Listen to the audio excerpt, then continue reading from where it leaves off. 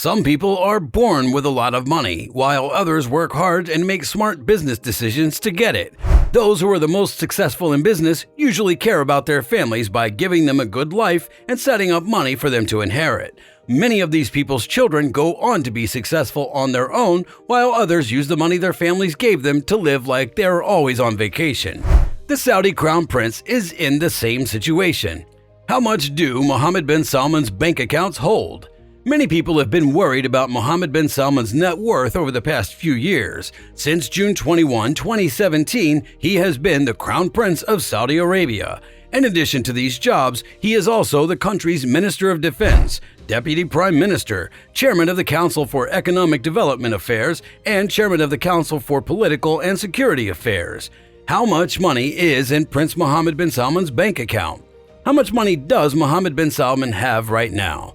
By 2022, the Crown Prince of Saudi Arabia is expected to have a net worth of $5 billion. As his father's assistant, he's been able to save up a good amount of money for himself and his family. Earlier in his career, he worked for a few years in the private sector. Jobs and several ways to make money. In charge of both the military and the economy.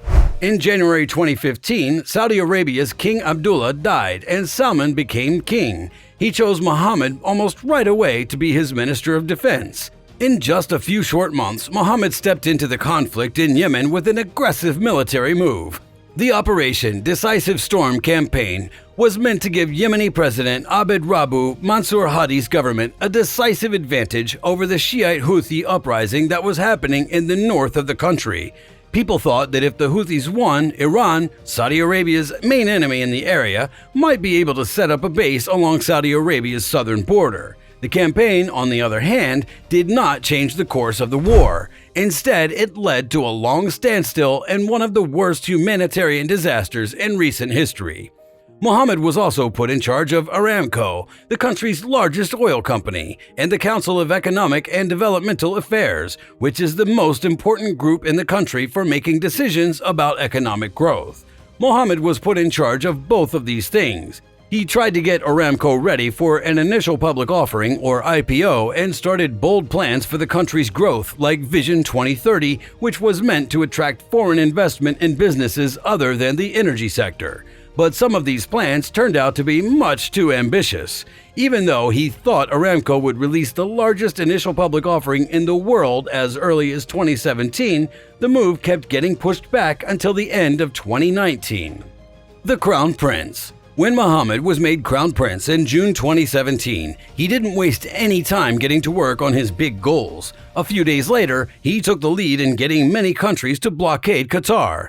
This was done not only because Qatar is friendly with Iran, but also because Qatar supports rival non-state groups in the area, like the Muslim Brotherhood, which are against Iran. Even though the 3-year blockade was a disaster in the short term for Qatar, the country used its resources to change its economy so that it is no longer dependent on the economies of its neighboring Gulf states. People from all over the world sometimes reacted badly to how brave he was in other countries. In November 2017, while he was on a trip to Riyadh, Saad al-Hariri, the Prime Minister of Lebanon, quit his job without warning. It's not clear what led him to quit his job. After a lot of pressure from all over the world, Hariri was finally able to go back to Lebanon, and as soon as he got there, he resigned.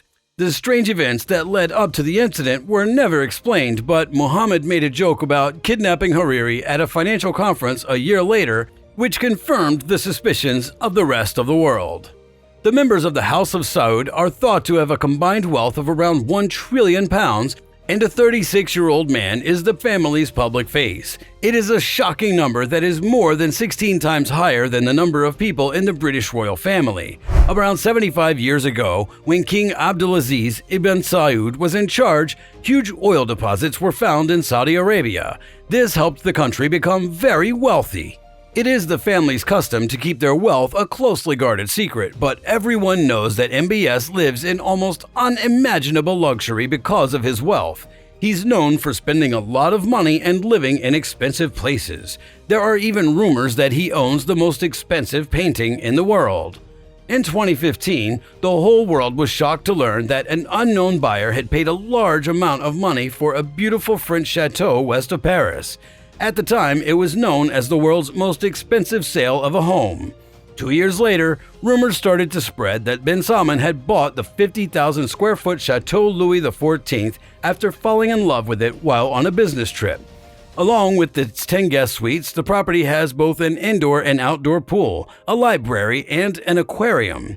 The aquarium can also be used as a place to meditate, and it has a chamber that is submerged in water and can be seen through. This feature looks like it could have come right out of a James Bond movie.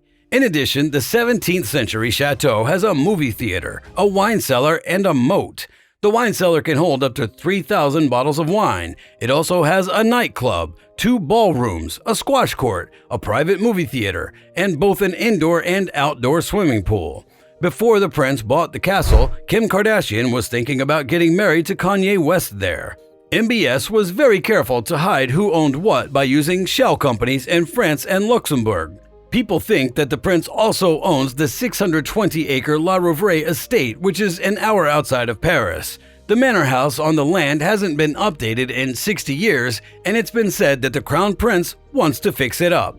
The prince reportedly gave over £400 million to the Russian vodka businessman Yuri Shefler in 2015 so that he could buy a super yacht.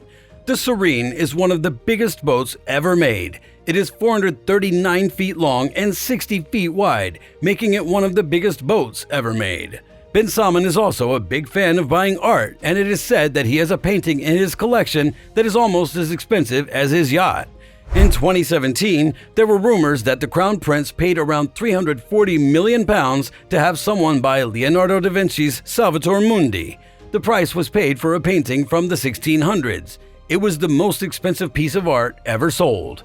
People think that the piece of art is on MBS's yacht, which would make the floating palace worth more than £700 million. And if that wasn't enough, MBS has big plans to build a megacity on a huge 10,200 square mile site along the Red Sea that will cost a total of £400 billion. The new city, which will be called Neom, will be 17 times the size of London and will get all of its energy from clean sources. It will change into a city-state that has its own economic zone and laws that are less strict than those in the rest of Saudi Arabia. MBS has high hopes that one day his city will be able to compete with Silicon Valley in terms of technology and pass Hollywood as the world's entertainment capital.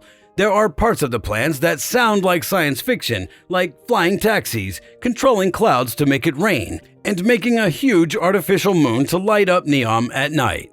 In the future, robots will clean houses and scientists will work together in the city to make changes to people's genes that will make them better.